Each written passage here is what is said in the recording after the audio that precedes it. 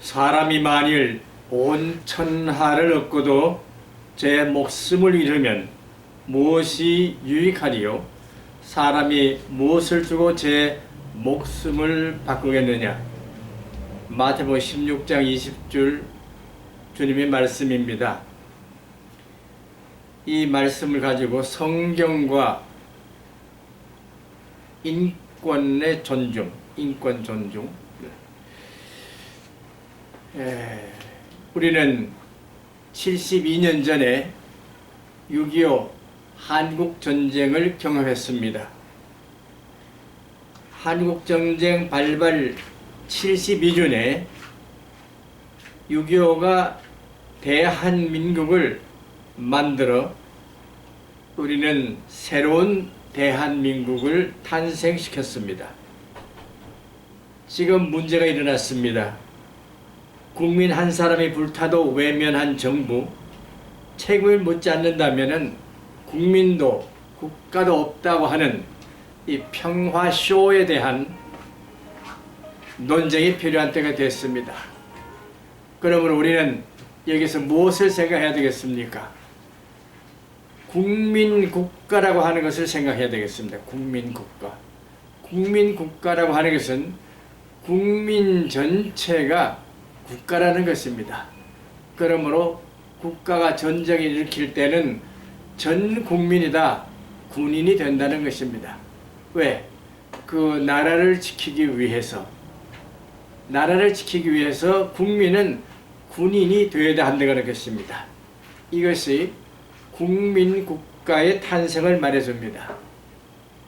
해방된 지 5년 만에 6.25 한국전쟁은 대한민국이라고 하는 나라를 만드는 바로 계기가 되었습니다. 전쟁은 국가를 만드는 것입니다. 만일에 그와 같은 전쟁이 없었다면 우리 대한민국은 만들어지지 않았을 것입니다. 그럼에도 불구하고 이 비극적인 역설이 대한민국을 국민국가로 만들어서 이렇게 당당하게 세계적인 나라가 되었습니다. 이와 같은 놀라운 역사에 대해서 우리는 성경에서 보여주는 예수님의 이 말씀을 깊이 상고해야 합니다. 사람의 목숨이 얼마나 중요하냐. 온 천하를 얻고도 자기 목숨을 잃으면 무엇이 유익하겠느냐. 이 말씀대로 그렇습니다. 우리는 온 천하보다도 더 귀하게 인권을 존중해야 하는 때에 살고 있습니다. 슬픈 것은 뭐냐? 이번 팬데믹을 통해서 청소년들이 극단적인 선택을 더 많이 하고 있다는 것입니다. 이것은 어떻게 보면은 사람의 목숨에 대한 가치 존중을 가르치지 못하고 있는 오늘 우리 사회의 비극적인 현상입니다.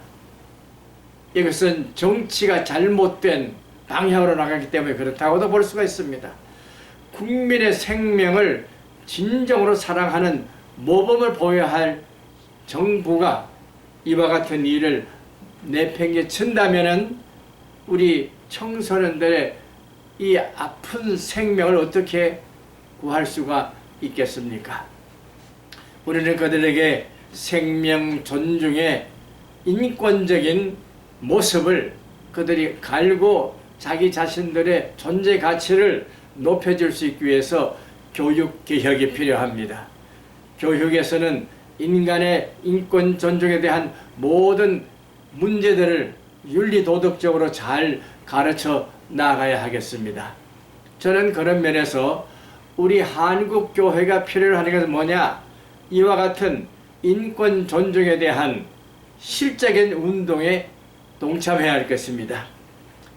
우리는 교회가 24시간 이와 같은 사람들을 지키기 위해서 불을 켜놓고 기도하며 언제든지 그들이 요청할 때에 그들에게 달려나가서 생명을 구해줄 수 있는 극단적인 선택에서 벗어날 수 있도록 우리는 불침범을 서는 마음으로 저들 젊은이들의 생명을 지켜야 할 의무가 있는 것입니다.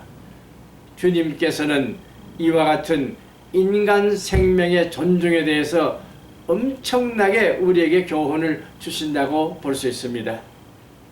만일의 주일에 안식일의 주인이 나다라고 하시면서 손 마른 사람을 고쳐주었습니다. 만일 양 한 마리가 구덩이에 빠졌는데 안식일이라고 해서 구해주지 않으면 되겠느냐? 긍휼을 베풀어 줘야 한다고 하는 것이 안식일의 교훈이었습니다. 예수님은 안식일에도 사람들을 고쳐주셨습니다. 그렇다면 우리 한국 교회는 안식일에 뭘 해야 되겠습니까? 주님께 경배하는 법을 가르쳐 주는 동시에 주님이 원하시는 생명 존중의 일을 위해서 그와 같은 행동에 나아가서 나라를 지키고 사회를 지키고 국민의 생명을 지키는 일을 감당해야 될 것입니다. 특별히 노인 세대는 거동이 불편합니다. 지각 능력이 드뭅니다. 또 눈도 어둡고 귀가 어둡기 때문에 자동차가 오는 그 소리를 듣지를 못합니다. 그와 같은 입장에서 보면은 우리 노인들이 길을 걷는다면은 젊은이들이 늙은이들이 그들의 손을 잡고 갈 만큼 생명을 존중하는 교통 질서도 함께 지켜야 할 것입니다. 그래서 우리 노인들을 위한 사회적인 배려가 필요한데 그와 같은 일에 우리 교회가 앞장서 주기를 바라는 것입니다. 우리 마을부터 우리 동리부터 내가 할 수 있는 최단의 이 인명보호에 대한 놀라운 지각을 가지고 스스로 깨쳐가는 교회가 앞장서서 이와 같은 일을 감당해 주기를 바라는 것입니다. 바야흐로 우리 교회는 할 일이 많아졌습니다. 인권 존중이 부재하는 정치적인 상황 속에서 우리가 올바른 발언을 해야 할 때가 왔습니다. 라이언 일병을 구하는 놀라운 영화가 있어서 감동을 많이 준 것을 기억합니다.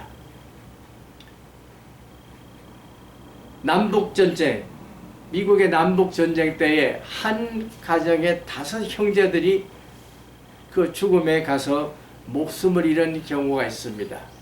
왜? 한 가족이 다 생명을 잃어서까지 나라를 구해야 되겠느냐? 그와 같은 생명, 국가 자체도 생명이라고 하는 전 국민이 하나가 된 생명이라고 하는 존중을 이해했기 때문에 그 부모님들은 거기에 스승치 않고 생명을 바칠 수 있었습니다. 6.25 사변을 통해서 많은 사람들이 희생을 당했는데 이제 그 자손들이 국가의 보호를 받아야 될 때가 되었습니다. 국가보훈처에서는 그들에 대한 올바른 판단을 해줘야 되겠습니다. 5.18과 6.25를 한번 비교해 보세요. 5.18의 민주화의 능력도 중요하지만 나라를 전체적으로 지킨 6.25에 대한 것과 비교할 때에 과연 보훈을 어떻게 우리가 책임져야 되겠는가? 그 1세대, 2세대들에 대한 놀라운 미망자들에 대한 국가 보훈이 너무나 열악한 것을 알았습니다. 현재 살아있는 6.25 참전 용사들에 대한 국가 보훈의 값이 얼마입니까? 수십만 원도 되지도 안 되는 그 적은 돈을 주고 있는데 과연 그것이 마땅한 일입니까? 바라기는 보다 더 좋은 보훈의 결과를 위해서라도 보훈처는 거기에 대한 새로운 아이디어를 내놓고 그들을 위로하는 정책을 펴줄 수 있기를 바라는 것입니다. 더군다나 월남전에 참석한 사람들에 대한 참전에 대한 국가의 책임이 있지 않습니까? 용병이 아니라 파병이었습니다. 파병에 대한 대우도 잘 해줘야 할 것입니다.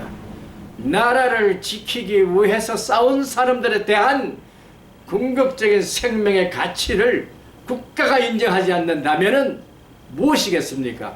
과연 민주화가 먼저입니까? 국가가 먼저입니까? 우리는 여기 대해서 물어보아야 하겠습니다. 민주화보다도 더 중요한 것이 국가를 지키는 일이었습니다. 우리는 그런 면에서 국가를 지키기 위한 민주화가 되기를 바라는 것입니다. 자기 희생을 통해서 국가를 살리기 위한 역사적인 전쟁의 결단에 다시 우리는 나서야 할 것입니다. 아직도 북쪽은 우리를 향하여 핵폭탄을 던져주고자 합니다. 이와 같은 때에 우리가 분연히 일어나서 국가를 지키기 위한 총진군을 해야 될 때가 왔습니다. 그렇습니다. 국민, 국가의 위대한 정신을 예수님의 이 인간 존중의 인권 사상 속에서 무르익게 하기 위해서 우리 교회는 먼저 우리 교회 안에서 과부와 고아와 나그네를 돕는 일에 설선수범해야 할 것입니다. 이와 같은 것이 주님이 원하시는 사상이 아니고 무엇이겠습니까? 그렇습니다. 바야흐로 대한민국 남북 통일을 위한 여러 가지 정책에 있어서 군사 대결이라고 하는 것이 아니라 국민 국가를 지키기 위한 위대한 결단인 것을 알고 우리들은 거기에 앞장서는 마음이 필요한 것입니다. 인권 존중입니다. 한 사람의 생명이 온 천하보다 더 귀하다고 하는 이 놀라운 메시지를 우리는 6.25 한국 전쟁을 통해서 기억하고 깨닫고 존중하고 철저하게 지켜나가는 참된 책임 있는 국민 국가의 주권된 존재가 되기를 그리스도의 이름으로 축원한 바입니다. 아멘.